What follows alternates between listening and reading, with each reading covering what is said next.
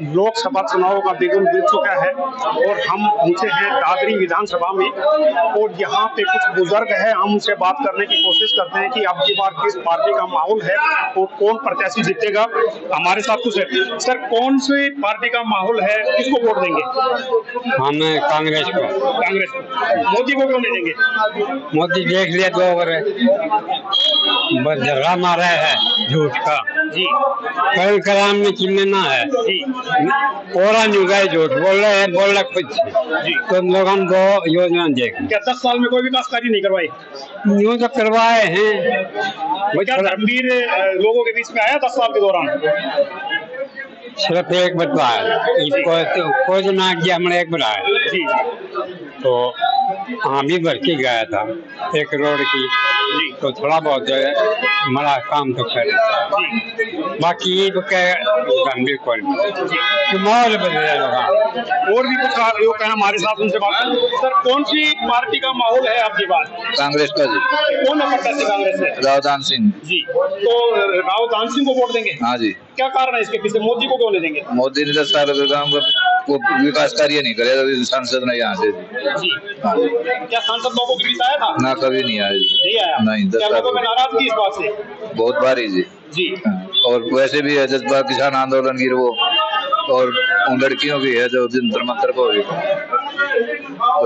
है उसके पक्ष में ज्यादा। और भी बुजुर्ग है हमारे साथ, उनसे हम बात करेंगे। बाबा, कौन सा, क्या नाम है आपका? जयलाल है जी। यहाँ कौन आपके गांव में किस पार्टी का माहौल है? कांग्रेस को। कांग्रेस का। क्या कारण है उसके पीछे? कारण यो है शायद दुनिया फिर रही है उस राज ने कोता होने जी। देख जी। बदलाव करूँ से जी। हाँ, बस और कोई बात नहीं। क्या मोदी से लोग नाराज हैं? हाँ, अब करना दिन हो लिया एक ने राज ने बदलूता हूँ से जी।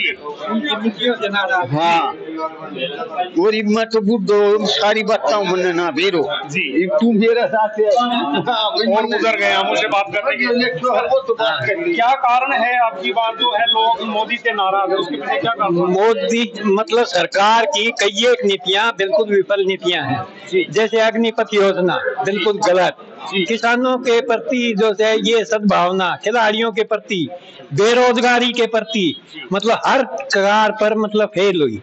वो सिर्फ सरकार की नीतियों का ही विरोध के कारण से मतलब उनका विरोध है जी, क्योंकि इनकी नीतियां गलत हैं। कुछ एक नीति, 3-4 नीति तो ये बिल्कुल विफल हो चुकी है उनकी।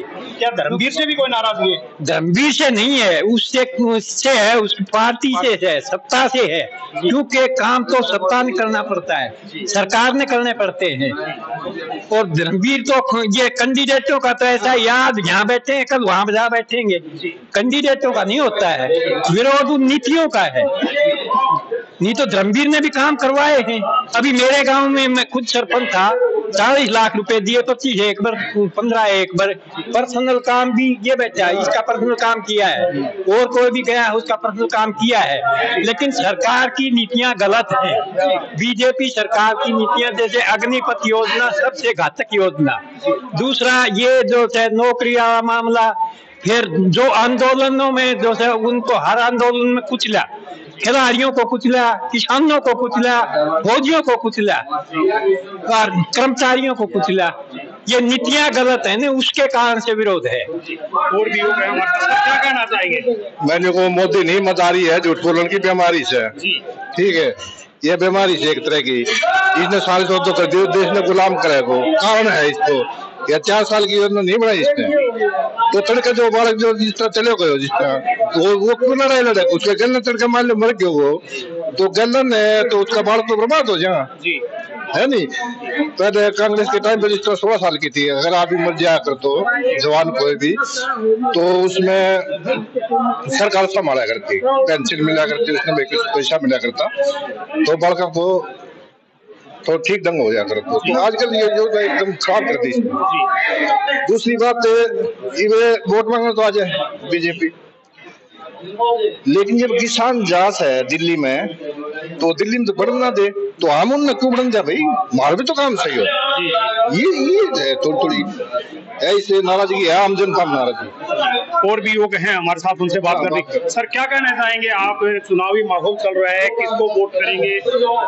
चुनाव माहौल तो आज देश में हर तरफ बीजेपी सरकार की वजह से अफरा तफरी हो रही है। कोई भी वर्ग इस सरकार से खुश नहीं है। ये आरएसएस की नीतियों पे चलती है और इनका नेता है जो आरएसएस का माफी वीर सावरकर है, उसने तो अंग्रेजों से माफी मांगी थी और ये उनकी नीतियों पे चल रहे हैं। तो ये सरकार है, ये भारत है, देश है, ये क्रांतिकारियों की भूमि है। पता नहीं कितने क्रांतिकारी फांसी पे झूले गोली खाई देश को आजाद करने के लिए, और ये बीजेपी इस देश को बर्बादी के कगार पर ले जाने लग रही है। तो नहीं, इसने तो नोटबंदी करी, जो भी वादे करे एक भी पूरा नहीं गया। और जो ये अग्निवीर लेके आए न, इसके पीछे बहुत बड़ी साजिश है इसकी, बीजेपी सरकार की। क्योंकि अगर ये चाहते हैं कि फौज पर तुम्हारा अधिकार हो जाए तो फिर तानाशाह के रूप में तुम सदा सदा के लिए काबिज हो जाओ सत्ता पे। क्योंकि लाए अग्निवीर 4 साल का नाम देके, और जो मार्शल कौम है वो इससे पीछे हट जाएंगे। और जो ये नागपुर में कच्चा जारी बैठे हैं ना, इनको ये इस फौज में भर्ती कर लेंगे, और ये भर्ती हो गए तो फौज पर इनका अधिकार हो जाएगा और फिर इनकी तानाशाही हो जाएगी। ये बीजेपी की सोची समझी चाल है 4 साल अग्निवीर, और ये देश को बर्बाद करने की योजना है। और इससे तो ज्यादा क्या कहें जी, हर वर्ग दुखी है, कर्मचारी, किसान, व्यापारी, आंगनबाड़ी वर्कर, शहरों में ये बीजेपी सरकार आई जब शहरों में सोनी जी बैठे थे रोडों पे, सुनार जिनको बोलते हैं, ये 2-4 महीने बैठ के बोलवा ले अपने उठ के चले गए, किसी की सुनवाई नहीं। एक हरियाणा में ऐसा मुख्यमंत्री बैठा दिया जिसने हरियाणा के कल्चर का ही पता नहीं है। एक हमारी बहन थी, वो नैना जोधड़े सरपंच, उसने अपनी है न आन बान शान होती है औरत की चुंदड़ी, उसने उसके पैरों में रख दी। तो उसने खट्टर साहब ने क्या बोला, आग इसको ले जाओ, इसको बंद करो, इसको पीटो। खट्टर साहब ने ये कहना चाहिए देखा, बैठ बेटा क्या बात है, मैं तेरी समस्या सुनूंगा और उसका समाधान करूंगा। तो नहीं, हाँ तो इससे कोई वर्ग नाराज है, सब वर्ग नाराज है भाई, कोई खुश नहीं है। और ये तानाशाही बरत रहे हैं बिल्कुल, और ये देश को बर्बादी की कगार पे पहुंचाने का काम कर रहे हैं। तो ये थे हमारे साथ ग्रामीण जो बता रहे थे कि बीजेपी सरकार की नीतियों से लोग दुखी हैं, इसलिए सत्ता परिवर्तन चाहते हैं।